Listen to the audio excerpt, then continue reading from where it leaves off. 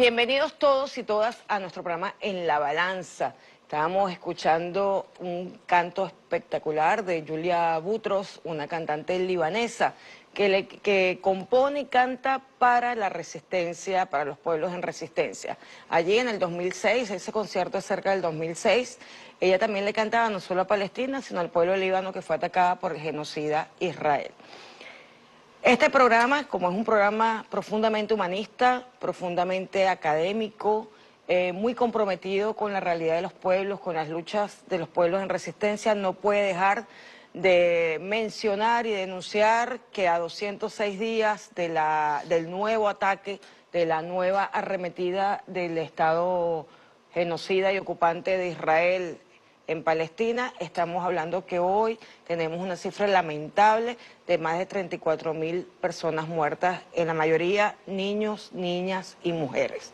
Esperamos que la Corte Internacional de Justicia, que los organismos internacionales, que la comunidad internacional haga su papel para que termine no solamente el genocidio contra Palestina, sino que se apliquen todas las medidas, sanciones al Estado genocida de Israel y a cada uno de las personas, representantes, autoridades de ese Estado ocupante para que cesen y termine su régimen. Esperamos que así sea. Hoy para hablar con ustedes tenemos un invitado especialísimo. Se trata de un reconocido abogado, PhD en comunicación social. Nos está acompañando en estos días porque está llevando unos cursos de formación en la Universidad Internacional de las Comunicaciones en Venezuela. Se trata del doctor Fernando Casado Gutiérrez. Bienvenido, doctor Fernando, a nuestro programa. Muchísimas gracias, gracias por la amable invitación. Tengo que decir que el doctor Fernando Casado es cordobés, español, nos acompaña, ha estado trabajando en la investigación de lo que ha sido el comportamiento de la actividad comunicacional respecto a el proceso revolucionario bolivariano y otros procesos en nuestra América. Es profesor en la Universidad de Manabí, actualmente también lleva un programa entre la Universidad Complutense de Madrid y la Universidad de Manabí en Ecuador, y conoce muy bien la realidad de la política en nuestra América. Fernando, algo que me llama mucho la atención es que tú has hecho seguimiento, siendo tan joven, graduado muy joven en Derechos Humanos y también en Comunicación Social. Has hecho un trabajo de investigación importante sobre lo que ha sido la agresión comunicacional contra la Revolución Bolivariana de Venezuela. Nos gustaría conocer parte de, digamos que de los puntos más destacados en esa investigación como analista, que aporte resultó de ese trabajo académico. Sí, Olga, es un trabajo que llevó muchos años y que se basó primero en analizar las matrices de opinión, las líneas editoriales de los medios de comunicación a través de las múltiples noticias que publican. Pero después de un tiempo empecé a reflexionar sobre esto es pura basura, ¿no? Es decir, el sesgo es tan pronunciado que rompe las reglas básicas del periodismo desde cualquier punto de vista. ¿Qué pensarán los autores de las notas? O sea, ¿cómo puede ser que al final una pieza periodística de tan mala calidad, si lo analizamos no ya por su finalidad política, sino por la calidad periodística de la nota, qué pensará el propio autor de esta nota y los responsables de que esta nota se publique? Y ahí me puse manos a la obra a hacer una serie de entrevistas a periodistas, a articulistas, a dueños de medios de comunicación, de la prensa hegemónica, europea y latinoamericana, para ver por qué ese sesgo sobre América Latina. Y fue muy interesante porque como además ese trabajo de investigación se hizo en el marco de una tesis doctoral que estaba en aquel momento haciendo, pues hay auténticas confesiones de por qué finalmente se escribe de esa manera, porque hay siempre noticias malas de Venezuela, y es porque el medio de comunicación hoy en día en gran medida ha sustituido a los partidos políticos, se ha convertido en un actor político más, ¿no? Y sí, en ese sentido pues tenían que jugar su papel desestabilizador. Nosotros lo vimos en el 2002, en el golpe de Estado contra el comandante Hugo Chávez Frías, fue muy evidente el papel de los medios de comunicación que fraguaron y acompañaron, digamos que no solamente la deslegitimación que se intentaba de la imagen del presidente, la demonización de la revolución bolivariana, sino que en el momento más álgido, cuando se había planificado un choque de trenes para generar un genocidio yo me imagino que tú recuerdas, en la revolución no será transmitida, allá además se muestra cómo en los altos de los edificios habían colocado francotiradores para ocasionar muertes y con ello justificar el golpe.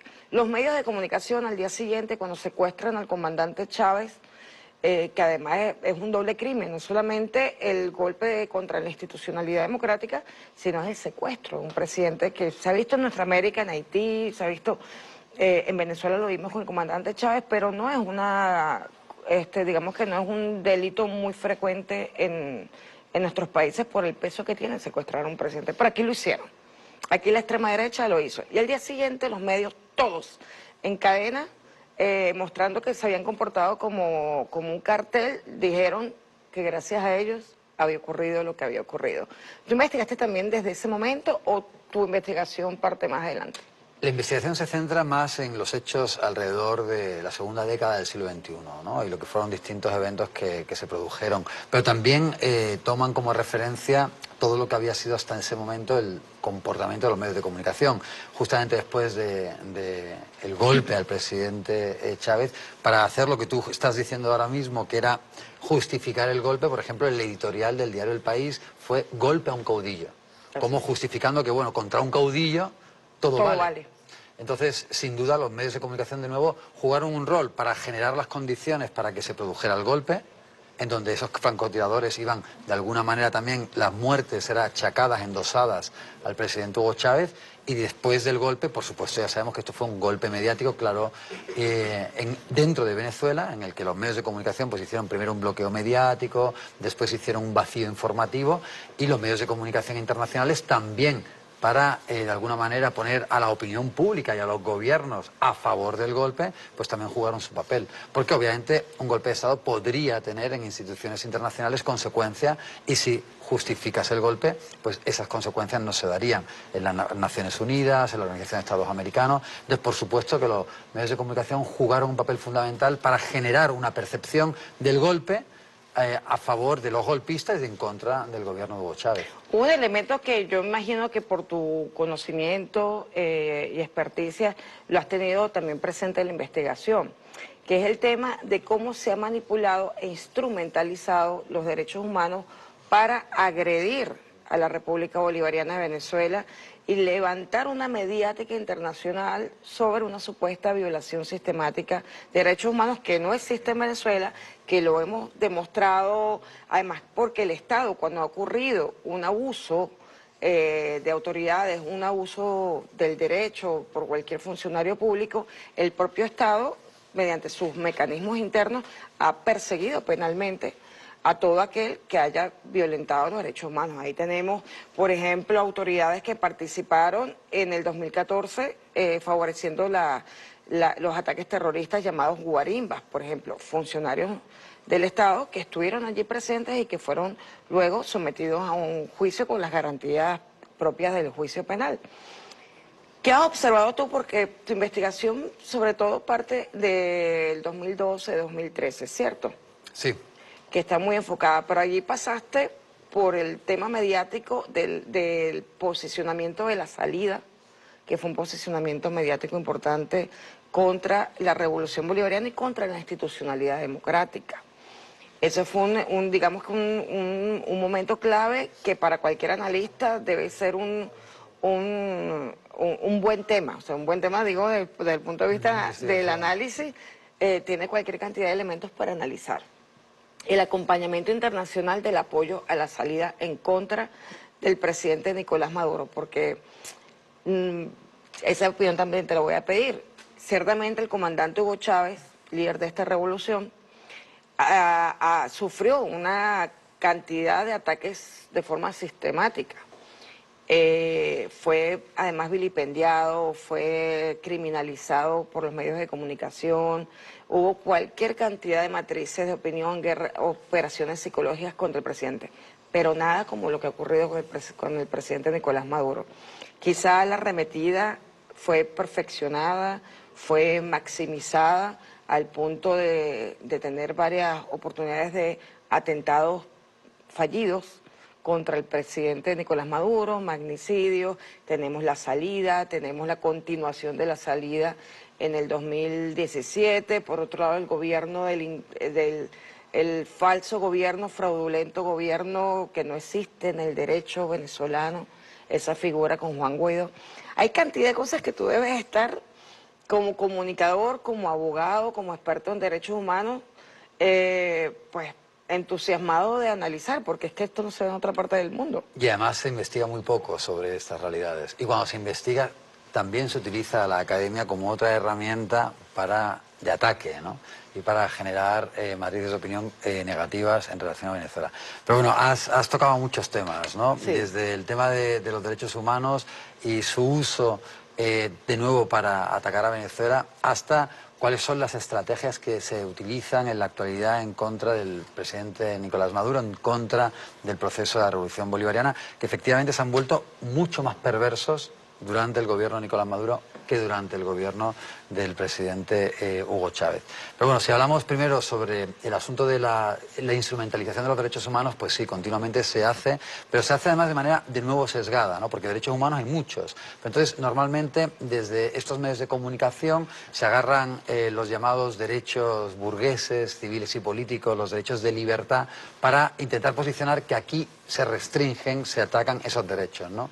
Y por supuesto, los medios de comunicación, por su visión liberal de la realidad, neoliberal en lo económico, pues ignoran todo otro tipo de derechos humanos que son deudas sociales fundamentales, históricas, que habían sido vulneradas de manera estructural, general, sistemática en Venezuela, como son los derechos a la alimentación, a la vivienda, y esos pues obviamente pues no se habla nunca de que en Venezuela en los últimos años se han conseguido más de 3 millones de viviendas dignas, porque existía una realidad de que millones de familias no tenían una existencia digna porque no tenían viviendas dignas y adecuadas, ¿no? Pero eso, por ejemplo, a esos medios de comunicación no les interesa, primero porque no quieren hablar bien de Venezuela y segundo porque dentro también de su visión de mundo, ese tipo de derechos que son para las personas y las familias, las grandes mayorías en situación de vulnerabilidad, no les interesa, ¿no? Entonces eso, en un primer momento, cómo se instrumentalizan los derechos humanos también desde los medios de comunicación.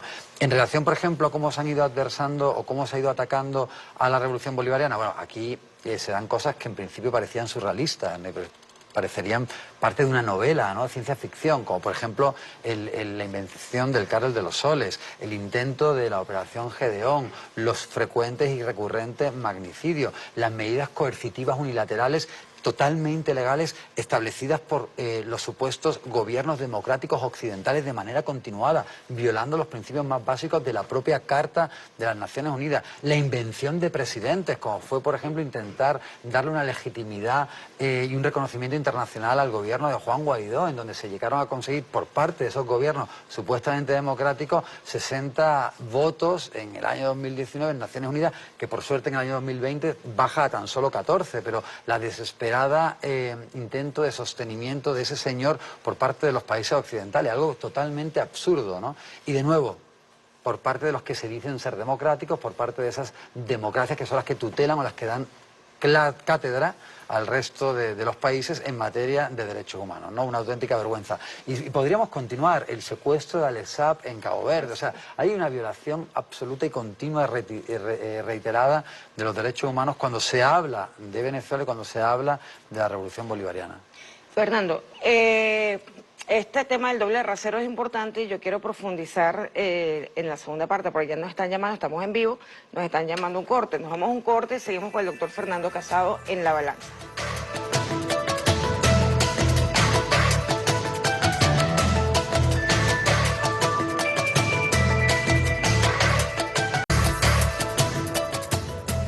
Continuamos en La Balanza. Hoy tenemos como invitado especial a un reconocido y prestigioso académico. Se trata del doctor Fernando Casado. Él es PhD en comunicación social, pero tiene un recorrido como abogado y experto en derechos humanos, tiene una maestría realizada en derechos humanos.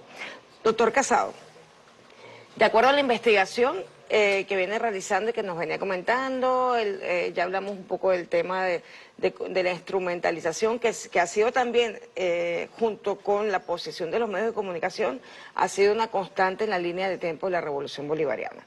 No ha parado el acoso a la Revolución Bolivariana desde, digamos, desde el doble rasero de los derechos humanos. Ya comentaba, por ejemplo, el secuestro del diplomático Alex Saab en Cabo Verde, luego doblemente secuestrado en Estados Unidos, y hoy es evidente que era un preso político, que era un rehén, que era muy difícil de manejar el tema de rehén porque en el derecho internacional humanitario estas nuevas formas de guerra no están desarrolladas en el derecho internacional.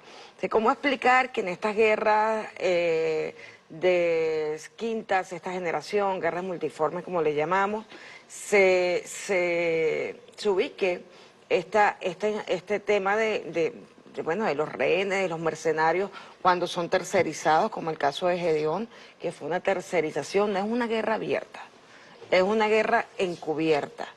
Y el derecho todavía no ha alcanzado para explicar estos fenómenos, caracterizarlos y tipificarlos. O sea, a nosotros en la Revolución Bolivariana nos ha costado expresarle al mundo qué es lo que realmente está ocurriendo, porque el mundo espera que uno le explique los fenómenos de acuerdo a lo que ya se conoce. Pero es que lo que hemos vivido, en el caso de la tercerización de la guerra, en el caso, por ejemplo, doctor, recientemente, pues, se ha hecho evidente con una investigación penal, una investigación criminológica, la relación y los tentáculos de la mafia de la derecha extrema a nivel internacional, que tenía sus socios aquí adentro, porque vamos a estar claros, o sea, entre los métodos de guerra, uno de ellos está captar gente que esté dentro de la revolución, dentro del gobierno, que pueda tener algún papel de poder para poder hacer efectiva las agresiones contra el gobierno. Lo vimos, por ejemplo, hoy 30 de abril, que estuvimos celebrando en Altamira, digamos que el recuerdo del fallido intento de golpe de Estado, que además fue una burla, fue un montaje comunicacional.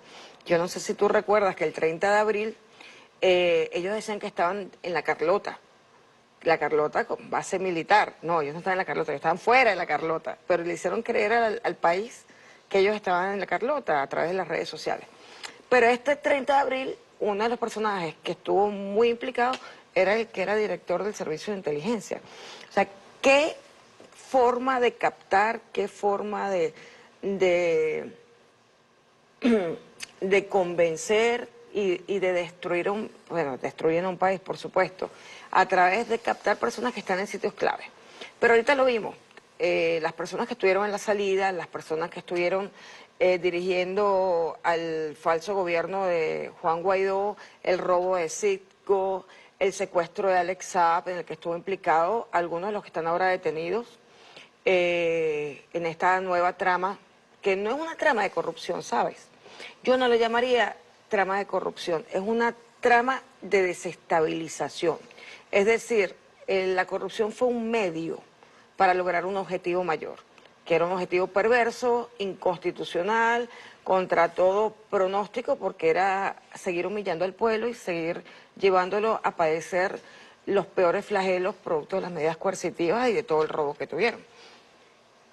Esta es una pregunta muy compleja, pero yo quisiera que tú como analista, que eres tan objetivo, tan académico, hagas un paseo desde tu análisis por todos estos elementos, o sea, la configuración de redes internacionales, cómo se ha manifestado en Venezuela y cómo los medios de comunicación las han hecho ver. Bueno, como tú has dicho al inicio de la exposición, estamos ante guerras de cuarta, quinta generación, guerras híbridas, ¿no? O también se puede llamar procesos de lawfare, del uso torticero de la ley para obtener objetivos militares, ¿no? Ya no se permite en este momento un bombardeo de Venezuela a la vieja usanza, lo que sería la invasión del país, también porque le saldría muy caro a los invasores, entonces se buscan otros mecanismos de desestabilización, pero para obtener esos objetivos militares. En América Latina el lawfare se da de dos formas, ¿no? Primero, para obtener objetivos militares, que sería lo que ocurriría en Venezuela, que es el uso también estaríamos dentro del ámbito del derecho internacional humanitario, dentro de la pugna entre estados, y lo que ha venido siendo el lawfare contra Rafael Correa, contra Cristina Kirchner, contra Lula, es más una persecución jurídica. Aquí estamos en un grado más de cómo se adversa al país, de cómo se ataca al país, y es extremadamente grave. Porque lo que hay detrás es verdaderamente un plan de desestabilización en el que, como las estrategias de persecución política que normalmente se aplican en el resto del continente aquí no son efectivas, aquí se dobla la cantidad de estrategias o de ponzoña. Pero además, incluso es la instrumentalización de organismos internacionales. Por ejemplo, ¿por qué la Corte Penal Internacional presta tanto atención a Venezuela y no está, por ejemplo, mirando, a ti que te gusta tanto hablar de Palestina y de lo que está ocurriendo en Palestina, ¿por qué no se centran en lo que está ocurriendo, por ejemplo, en Israel o Palestina? ¿O por qué no se centran en esas masacres horribles que siguen ocurriendo en países vecinos, como por ejemplo Colombia o como países centroamericanos? O hoy en día, por ejemplo, en el mismo Ecuador, en donde se ha disparado de la noche a la mañana en apenas 7 años.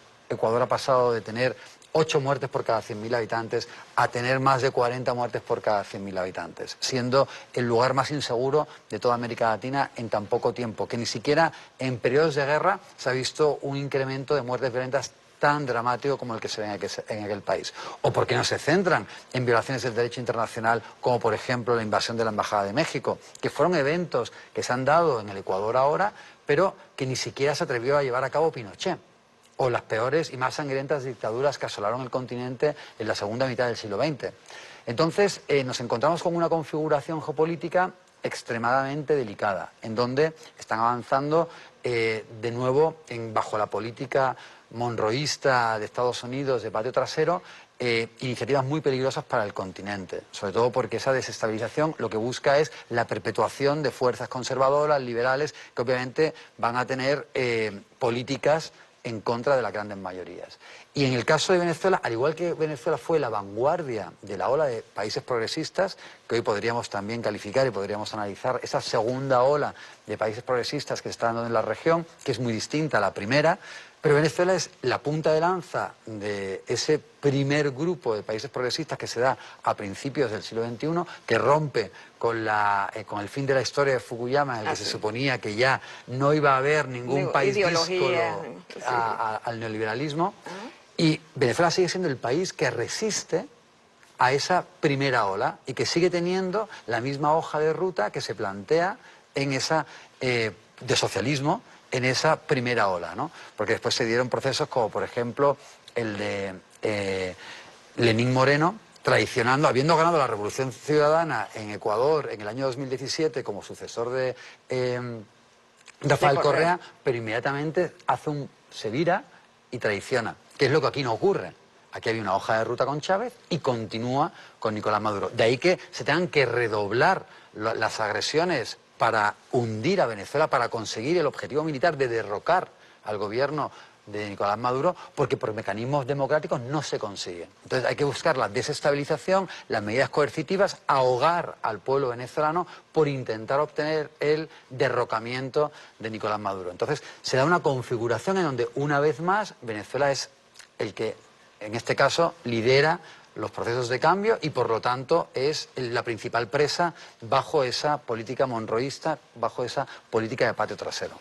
Fíjate que tú tienes un libro de los antiperiodistas que se titula Antiperiodistas y la agresión a Venezuela, pero hay otro también, no sé si es posterior, poco tiempo después, que habla sobre el cartel de los soles. Esa campaña brutal que se hizo, por ejemplo, contra nuestros líderes militares, porque tenían que vulnerar y atacar la Unión Cívico-Militar, porque era uno de los elementos clave en la consolidación de la revolución. O sea, en el 2002 se afianza y se consolida con el rescate del comandante Chávez y la Unión Cívico-Militar. Y de ahí en adelante ha habido un gran desarrollo para que no solamente se sostenga, sino que se profundice en la Unión Cívico-Militar. Esa gran campaña, además un liderazgo importantísimo como el de Diosdado Cabello, ya pasó de moda, porque es que lo más interesante de todo esto es que la gente como que no recuerda que aquí pasan de moda las campañas, porque las dejamos en evidencia, quedan en evidencia poco tiempo después, porque también es vertiginoso el andar del tiempo nuestro en términos de revolución. Nos ocurren demasiadas cosas. Yo no sé si tú te das cuenta, pero en Europa la vieja yo no creo que tengan tantas emociones como las que tenemos a diario en Venezuela y en nuestra América en general, pero particularmente en Venezuela estamos en resistencia permanente y un día tras otro defendiéndonos de un nuevo ataque, buscando razonar lo que ha ocurrido inmediatamente para podernos explicar también lo que está pasando. Nos pasó en el 2015 con las colas y perdimos la Asamblea Nacional. O sea, todavía no estábamos claros de que estábamos siendo víctimas de las medidas coercitivas. No teníamos claros varias cosas. Y bueno, en ese momento, por varios factores, se pierde la Asamblea Nacional. Y después nos tocó inmediatamente ver el fenómeno. Bueno, no es un fenómeno porque tiene causas, pero inmediatamente montarnos en las causas para explicarlas y evitarlas. Eso ha sido una constante también, doctor Quesada. Ahorita, antes de entrar en el tema que yo quería hablar de Ecuador, el caso de El Salvador, el caso de México, que además han tenido procesos electorales, unos ya ocurridos, otros por venir, que yo quiero tu opinión. Pero hay un tema, nosotros en este momento, y hay que decirlo, yo quiero su opinión como analista, como abogado, como experto en comunicación. En esta carrera electoral de cara al 28 de julio tenemos varios candidatos. El candidato por la revolución, de forma unánime y por aclamación, ha sido el presidente Nicolás Maduro Moro. Todavía no ha iniciado la campaña, ¿ok? La campaña inicia en el cronograma un par de meses antes de la elección. Todavía no estamos en campaña, pero ya vemos como, por ejemplo, uno de los candidatos, pero de la oposición, de las oposiciones, que representa a la extrema derecha y que, digamos, acordaron postularlo, está representando los intereses de la extrema derecha internacional, ni siquiera la nacional. O sea, está vinculado a personas que firmaron acuerdos con Likud, por ejemplo, que es el partido de Netanyahu. O sea, el sionismo, que es una expresión superlativa del fascismo, a mi modo de ver. Y ese grupo está haciendo campaña y de forma fraudulenta, porque si has podido ver en las noticias, hay un candidato inscrito que le llaman candidato tapa, ¿ok? Pero realmente lo que hay detrás es otra cosa, no es él el candidato. No es él quien va una supuesta victoria que no va a ocurrir, pero una supuesta, el plan de ellos es bueno, y lo han dicho. O sea, gano las elecciones, me retiro y dejo a alguien. Claro, generando todos los conflictos constitucionales que haya que crear para finalmente dar un golpe y asumir el poder desde la extrema derecha. ¿Tú has analizado esta situación en este momento electoral del fraude que se intenta además a su electorado? Estaba hablando de la extrema derecha. Es brutal, pero también que estos grupos sigan intentando el poder ahora disfrazados de mecanismos democráticos. ¿Tú crees en eso? O sea, yo creo que nos encontramos en un cambio de época, ¿no? Yo creo que este tipo de expresiones, como cómo se aglutina la ultraderecha, cómo actúan, cómo desmantelan también después cuando llegan al poder, en muchos casos, toda la institucionalidad democrática, como también desde Occidente, desde los supuestos centros o origen del actual tipo de democracia, que es una democracia representativa, ¿no? La democracia actual, ¿no? En contraposición con sistemas mucho más participativos como el venezolano. Veíamos el domingo 21 de abril una consulta en donde las comunidades organizadas están votando por los proyectos que quieren ejecutar de manera prioritaria en sus comunas, en sus zonas. Eso es algo totalmente ajeno a la democracia representativa. La democracia representativa es el voto por quienes van a tomar las decisiones. Y si te he visto no me acuerdo, si después esas decisiones no tienen nada que ver con el programa que te prometí en una consulta electoral plagada de marketing político, pues lo sentimos, ¿no?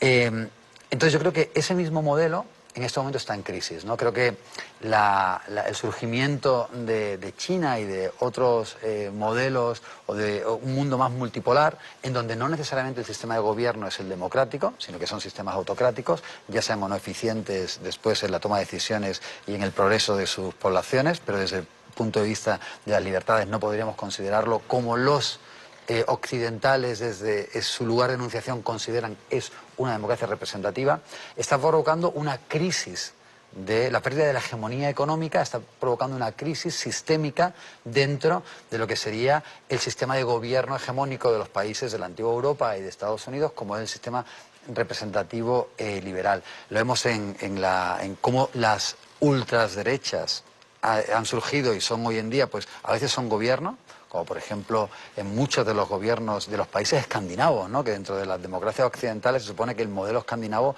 es el más exitoso, la socialdemocracia escandinava, y vemos a la ultraderecha ya gobernando.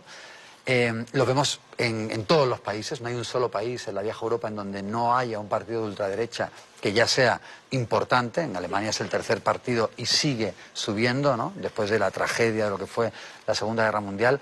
En Estados Unidos lo vemos con Trump, ¿no? Trump es incluso un advenedizo dentro del propio Partido Republicano. Ya una democracia más muy maltrecha, ¿no? Con dos partidos políticos que se alternan en el poder de manera indefinida, pero aún así este señor viene a desbaratar la propia democracia representativa liberal. Entonces yo creo que el sistema como sistema, después de una hegemonía que ha durado pues desde las revoluciones estadounidenses, desde la Revolución Francesa, a finales del siglo XVIII, pues ya toca a su fin, ¿no? Y son otros los modelos que van a venir. Y en ese sentido, en ese periodo de crisis que estamos viviendo, que también se parece un poco a la caída de la República Romana y que se transforma después en imperio, pero que mantiene siempre la institucionalidad a nivel pues enunciativo, ¿no? Existía un Senado, pero el Senado frente al emperador pues no decidía nada, ¿no? En todo ese periodo del imperio desde el siglo 50 a.C. hasta la caída del Imperio Romano de Occidente, ¿no? En el 450, 500 años que duró ese modelo de sistema de gobierno versus lo que era la República. Creo que estamos en un momento de transición muy parecido, ¿no? Entonces ahí a los centros de poder que ya han desmantelado a lo interno en gran medida su propio sistema democrático, pues no les importa entonces financiar o apoyar a sistemas o a personas o personajes que vayan en otros países más periféricos que además quieren tener bajo su control, como ocurre en su patio trasero, bajo esa égida monroísta que ahora ha cumplido ya 200 años de estar en vigor, pues entonces fomentar este tipo de personajes pues no les importa. A ellos lo que les importa es conseguir que los díscolos, desde su punto de vista, pues no estén en lugares tan importantes y sobre todo en un momento geopolítico como el actual, como en Venezuela, ¿no? Frente a lo que es la inestabilidad de Oriente Medio, donde todavía están los principales proveedores de la materia prima que sostiene la industrialización de los países occidentales, como es el petróleo, ¿no? Entonces yo creo que no tienen ningún tipo de escrúpulos en financiar, apoyar y fomentar este tipo de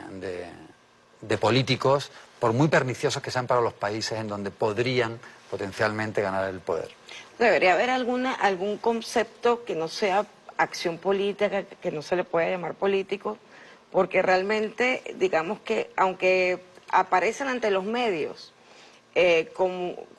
mostrando una especie de liderazgo, es la antipolítica la que está detrás. O sea, son personas que no creen en las instituciones, no creen en la política como expresión del intercambio de ideas, de la construcción de la institucionalidad, sino que simplemente están a favor de, digamos, instalar un sistema neoliberal, un sistema económico que les favorezca a las minorías. Doctor Casado, nos tenemos que ir a un corte y continuamos entonces en la balanza analizando el tema de los retos contra el fascismo que tenemos en América Latina.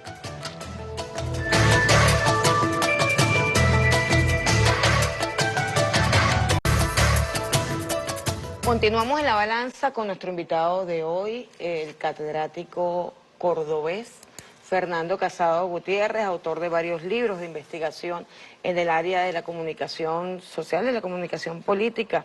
Es PhD en comunicación, abogado como su primera opción. En Venezuela tenemos un chiste. Cuando decimos que somos abogados, uno dice después, nadie es perfecto. Y lleva razón el dicho. Sí, yo también soy poco abogado. Uno es constitucionalista, me gusta más las ciencias políticas. Pero bueno, hablamos de lo siguiente. Tenemos varios retos, doctor Casado, contra las corrientes fascistas que intentan reinstalarse. Vimos cómo se ha estado reinstalando en Ecuador, cómo se ha estado reinstalando de alguna manera en Chile, con una forma encubierta. También lo vemos en El Salvador claramente, en esta reelección inconstitucional de Nayib Bukele y toda la operación que tiene con el tema de seguridad, que es un elemento que el fascismo también explota bastante bien a conveniencia y sin revisar las causas de la criminalidad, sino simplemente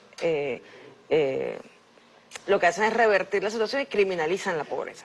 Pero en fin, tenemos esta situación, tenemos también, México ha logrado estabilizar de alguna manera un proyecto, una opción alternativa con el presidente Manuel López Obrador, que no puede ir a la reelección, pero viene un proceso con la candidata que ha decidido el partido Morena para para darle continuidad a las políticas de López Obrador.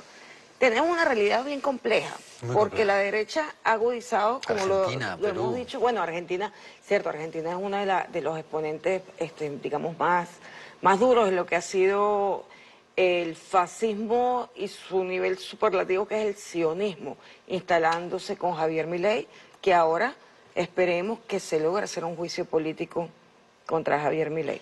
Habla, ya ahora sí todo es tuyo. No, bueno, en realidad más bien que sea un diálogo, ¿no? Pero sí, estamos en un momento muy delicado, ¿no? Y que yo diría que si se pierden las distintas batallas y si de nuevo hay una hegemonía de la derecha, esto probablemente sea para largo, ¿no? Al igual que podríamos decir que quizás cada 100 años se producen procesos continentales de cierto interés, ¿no? Tuvimos desde los 200 años de vida republicana, primero empezamos con Bolívar, ¿no? La independencia, el proceso de independencia, las ideas liberales que afloran en ese momento, con además un toque criollo muy interesante, ¿no? Como fue el de los 5 poderes, que ya el poder moral que fomentaba el propio Bolívar, ¿no? Hasta después lo que fueron los liberales radicales con Cipriano Castro, que también fue un movimiento continental, liderado de nuevo, por cierto, por Venezuela. Es curioso, ¿no? Siempre Venezuela está ahí.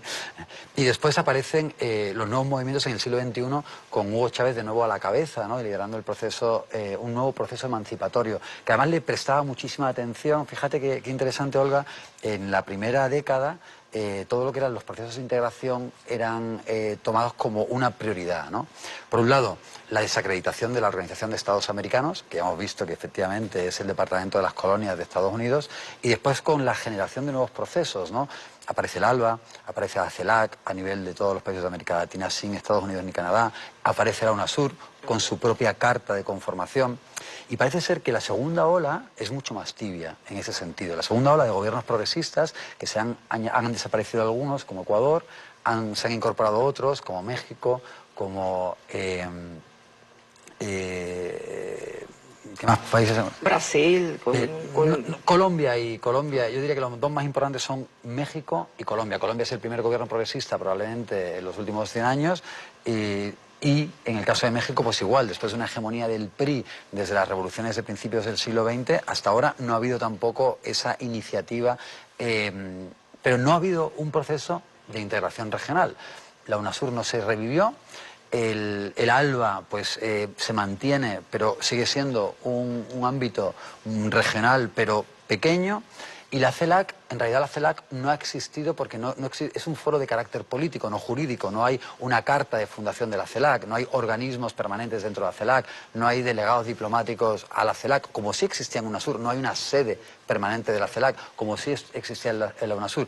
Y fíjate que los conflictos que se han dado en la región en los últimos meses pues se han ventilado en la CELAC. Por ejemplo, uno de ellos ha sido también el diálogo con Guyana a raíz del conflicto y la reclamación del Esequibo, o la invasión de la embajada de México en Ecuador, pero no son foros como, por ejemplo, existían con UNASUR cuando fue destituido Zelaya, que aquello sí fue un problema para los Estados Unidos, hubo un desgaste real. Aunque finalmente se consolidara la decisión y hasta ahora el gobierno de Xiomara Castro no se recuperara un gobierno progresista en Honduras. Pero probablemente si no hubiera habido una UNASUR, nunca más habría habido movimiento progresista en Honduras. Es decir, que no hemos entendido, creo, en esta segunda fase de la importancia que tiene la generación el Banco del Sur y de reforzar mecanismos de integración. Y creo que si no hay por parte de los gobiernos progresistas pues una visión de continente, de hemisferio y de entender que la doctrina Monroe, que el imperialismo está tan vivo como siempre, pero además más agresivo, porque está perdiendo mucho terreno geopolítico a nivel internacional, va a ser muy difícil que estos movimientos de izquierdas puedan sobrevivir en el mediano y largo plazo. Fíjate que, por ejemplo, antes hablabas de Chile, ¿no? Y también te quedabas un poco pensando como, ¿qué es Chile, ¿no? Fíjate que Chile se supone que es, de nuevo, desde la reincorporación de Chile al hilo democrático, representativo, liberal, pues es el primer gobierno progresista, pero mira qué fiasco lo de la constituyente. Hacen primero una constituyente muy progresista para cambiar todo el entramado jurídico que todavía existía desde la época de Pinochet, fracasa, y la segunda constituyente es claramente conservadora, dejando campo abierto a que vengan, ahora sí, Karst, un gobierno de ultraderecha, muy afín al de Milei, y que vayan tomando terreno, no ya fuerzas conservadoras que van a beneficiar a la élite y el statu quo, como ha ocurrido tradicionalmente en América Latina, sino aún peor, lo que tú estabas mencionando y el motivo del programa, la vuelta del fascismo, el fascismo en América Latina, que también es algo, aquí hemos tenido fuerzas conservadoras, pero el fascismo como tal no lo hemos conocido. Pero ahora pareciera que hay una vanguardia de países en América Latina que reivindican el fascismo, un fascismo que está más adelantado, entre comillas, que el propio de la vieja Europa, ¿no? Tenemos a Milei, tenemos a Kars, tenemos al propio Bukele, con las características que tiene Bukele, a lo interno de cómo se va reconfigurando el poder, y los gobiernos de Brasil, el anterior gobierno Lula. Entonces, da mucho miedo las alternativas que hay al progresismo en América Latina, porque no es la vuelta de un partido conservador, sino que desgraciadamente lo que tenemos a las puertas son gobiernos fascistas de apoyo a las élites, por supuesto, pero no solamente de apoyo a las élites, sino de desmantelamiento de la institucionalidad democrática y, por lo tanto, de persecución, que ya lo estamos viendo, de persecución y aniquilación de las fuerzas de oposición. Y eso es un problema. Claro, además que estamos hablando, como tú bien dices, ya no se trata, digamos que de los factores conservadores de la vieja política, por ejemplo en Venezuela, Acción Democrática, COPEI, sino que estamos hablando de una transnacional del fascismo, que utiliza tanto a ONGs como a organizaciones con fines políticos para consolidar ese espacio de poder o sostener el espacio de poder que ya tenían, en muchos casos, a través de, bueno, de incrementar la consideración de un sistema neoliberal, a través de, digamos que de la criminalización de los factores que son diferentes, la exaltación del odio al diferente, pero con fines políticos. O sea, hay una cantidad de elementos que están allí que son de gran peligro para la vida de la familia, para la vida de la nación, para la vida de la región. O sea, el fascismo nunca, por su naturaleza y por los fines que persigue, puede garantizar la paz, la dignidad y la justicia de los pueblos. Y estamos en un momento en que quiere reinstalarse el fascismo en muchas partes del mundo. Y Venezuela está convirtiendo, Venezuela siempre ha sido objeto de ellos también. Ellos siempre han intentado a través, bueno, lo vimos en la salida, lo vimos en el 2017, lo vimos con el tema de Guaidó, lo vimos con María Corina Machado. ¿Okay? Es la transnacional del fascismo que está operando para reinstalarse en la región. Ahora bien, hay digamos que situaciones particulares que yo quería tocar en este programa.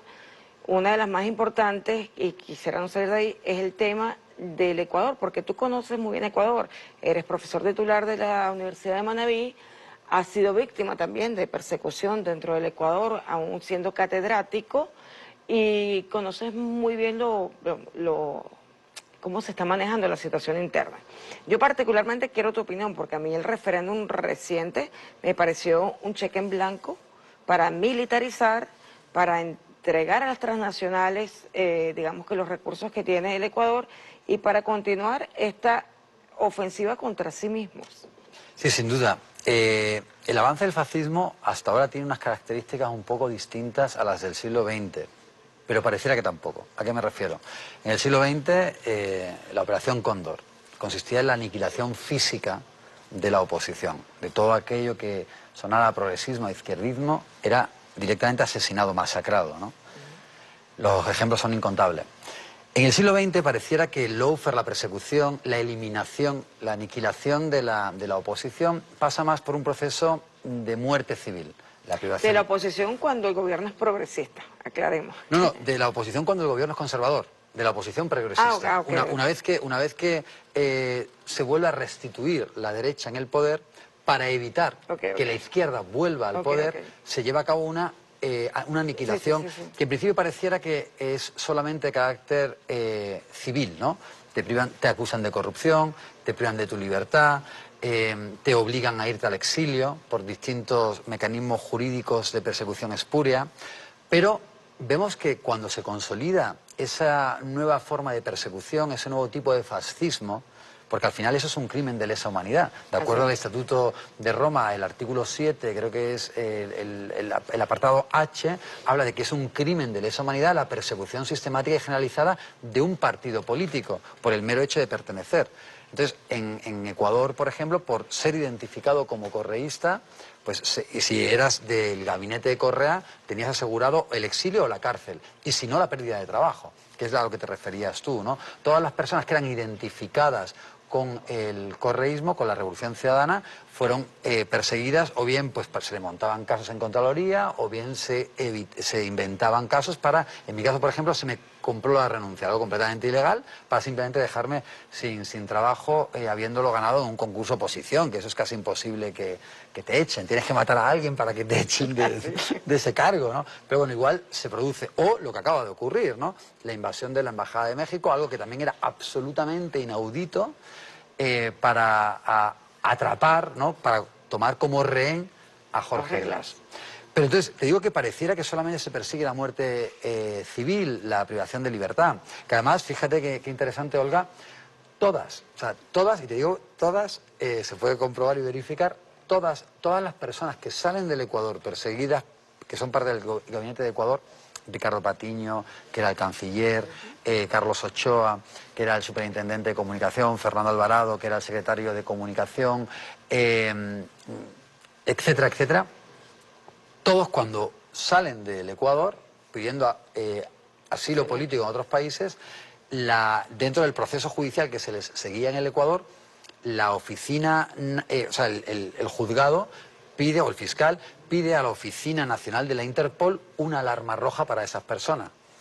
Todas las alarmas rojas fueron rechazadas por la Interpol, por la sede de la Interpol. Y de acuerdo al propio estatuto de la Interpol, por dos motivos. O bien porque eran violatoras de derechos humanos, el artículo 2 del estatuto de la Interpol, o por sospecharse constituían motivo de persecución política, artículo 3 del estatuto de la Interpol. Tú imagínate qué vergüenza, ¿no? Entonces, y además de manera, ya en las últimas sentencias por el llamado caso Sobornos, en ese último caso, el motivo que añade la Interpol es que se sospecha que también hay falta de imparcialidad por parte del sistema de justicia ecuatoriano. Bien, entonces hasta ahí hablaríamos de un nuevo tipo de persecución y una forma novedosa de aniquilar al oponente que por lo menos no acaba con tu vida. Pero es mentira, porque si nos fijamos en lo que ha ocurrido en las últimas semanas en Ecuador, han matado una gran cantidad o bien de candidatos o bien de alcaldes de la Revolución Ciudadana o de otras formaciones políticas. Entonces, hoy en día en Ecuador la vida vale muy poco. La persecución no solamente es de carácter civil, sino que también la integridad física de las personas que ejercen cargos políticos corre peligro de manera muy fácil, ¿no? Y hasta este momento, desgraciadamente, quienes han llevado la peor parte han sido las fuerzas de la Revolución Ciudadana. Entonces, sin duda estamos en una nueva configuración de la política. Ese nuevo fascismo que está asolando, que quiere asolar a América Latina, ha tomado nuevas herramientas y si no se le detiene, las perspectivas futuras son muy lúgubres. Ustedes, ya nos queda nada para despedirnos, pero yo quisiera hacerte una pregunta y comprometerte para otro programa, porque nos queda un montón de temas. Pero hay un elemento que quizás sea importante investigar en Ecuador y analizar. Estos grupos criminales que están actuando en Ecuador, que están generando las condiciones para, digamos, la imposición del autoritarismo y del militarismo, de la militarización, porque además Daniel Noboa lo dejó abierto. ¿Quién es el que va a militarizar, Ecuador o Estados Unidos? O sea, en esa consulta, militarizar Ecuador, pero no dice con qué militares exactamente, no con las Fuerzas Armadas Militares de Ecuador, sino fuerzas militares. Eso deja mucho que pensar. Pero el tema de una nueva modalidad de mercenariato a través de bandas delincuenciales, ¿ustedes han investigado eso? Pues, sin duda se está dando, ¿no? Habrá que ver cada caso, porque después hay grandes problemas, ¿no? Cuando las investigaciones sobre estos asesinatos se tratan de llevar a cabo, en Fiscalía no se encuentran los archivos. Los propios abogados que están impulsando las causas para saber qué ocurrió, por ejemplo, el candidato a alcalde Omar Menéndez de la Revolución Ciudadana, que fue asesinado el día de antes de que se produjeran las elecciones, la alcaldesa más joven de todo el Ecuador, una veinteañera maravillosa, la alcaldesa Brigitte en el municipio de San Vicente. Después, el problema es que no hay acceso a la información. Cuando los propios abogados quieren, por no hablar de la Fiscalía no impulsa, y los abogados cuando tratan de acceder a la información también tienen grandes dificultades. Hay también un bloqueo, ¿no? Entonces, sí que se está investigando y sí que hay una intencionalidad. Efectivamente, se nos están quedando muchísimo... Nos toca desde la academia investigarlo. Claro, claro. Que la investigación hoy en día en esos ámbitos es una profesión de alto riesgo. No, pero hay que hacerla. Sí, por supuesto, por supuesto. Sí, no, estamos en una situación parecida a cuando Walsh escribió su libro en Argentina durante las peores dictaduras de Operación Masacre, ¿no? Estamos en una situación muy parecida, ¿no? a la que nos encontrábamos en los peores años, los años más sangrientos del siglo XX. Pero bueno, pero efectivamente quedan muchos temas en el tintero porque de nuevo, antes no hemos ni siquiera hablado de la consulta, de lo que ha significado la consulta, de lo que la criminalidad significa para Daniel Noboa, cuando de nuevo estamos en los niveles más altos, cuando Rafael Correa dejó el país en los niveles, después de Uruguay, los niveles más bajos de criminalidad de todo el continente, ¿no? No, además con una estabilidad política que no había tenido en años Ecuador, porque en Ecuador por lo menos una vez al año o hasta 2 veces al año había movimientos, presidentes que salían exiliados, que salían presos, o sea, la inestabilidad política en Ecuador se acabó con la llegada del presidente Correa y la constituyente. La mayor, igual que 2 años de vida republicana, que se dice pronto. Así es. Nos tenemos que despedir, lamentablemente, de verdad que nos quedan muchas cosas, pero vamos a aprovechar que el doctor Fernando Casado se encuentra en Venezuela compartiendo con la rectora Tania Díaz en la Universidad Internacional de las Comunicaciones, a quien saludamos desde aquí, y tendremos otro programa, lo comprometemos. Un gran abrazo, nos vemos el martes.